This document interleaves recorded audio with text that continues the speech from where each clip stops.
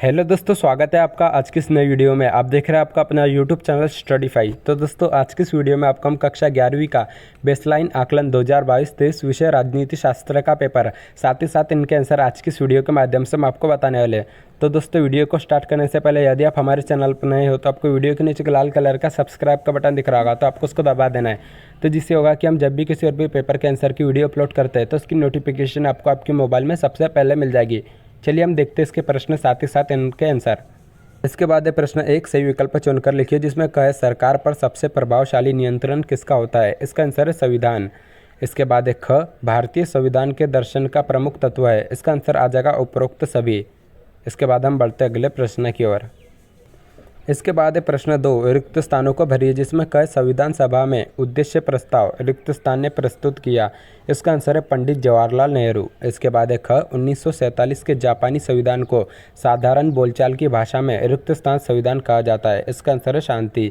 इसके बाद है ग, सर्वोच्च न्यायालय के केशवानंद के मामले में रिक्त स्थान में निर्णय दिया था। इसका आंसर है 1973। इसके बाद हम बढ़ते अगले प्रश्न की ओर।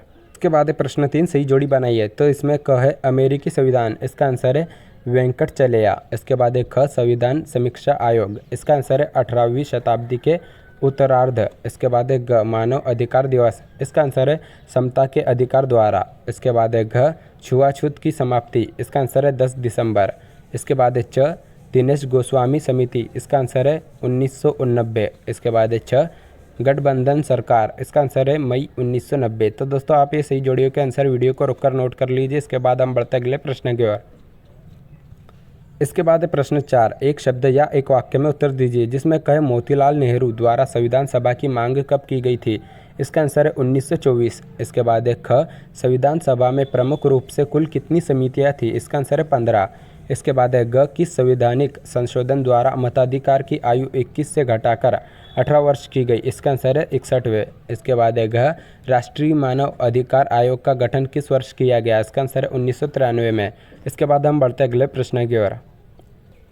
इसके बाद है प्रश्न 5, जिसमें कहे संविधान सभा की पहली बैठक में 210 सदस्य उपस्थित थे। इसका आंसर है सत्य। इसके बाद है ख, किसी संशोधन विधेयक को देश के आधे राज्यों की विधायिका द्वारा पारित किए जाने पर वह प्रभावी माना जाता है। इसका आंसर है सत्य। इसके बाद हम बढ़ते अगले प्रश्न की ओर। इसके बाद है प्रश्न 6, संविधान सभा से आप क्या समझते हैं। इसके बाद हम बढ़ते अगले प्रश्न की ओर। इसके बाद है प्रश्न 7, भारतीय संविधान सभा को वकीलों का स्वर्ग क्यों कहा जाता है। यदि दोस्तों आपको इस कला के किसी भी पेपर के आंसर की वीडियो देखनी है तो वीडियो के नीचे एक लाल कलर का सब्सक्राइब का बटन दिख रहा होगा, तो आपको उसको दबा देना है। तो जिससे होगा कि हम जब भी किसी और भी पेपर के आंसर की वीडियो अपलोड करते हैं तो उसकी नोटिफिकेशन आपको आपके मोबाइल में सबसे पहले मिल जाएगी। तो दोस्तों, वीडियो अच्छी लगी तो वीडियो को लाइक करें, चैनल को सब्सक्राइब करें। थैंक्स।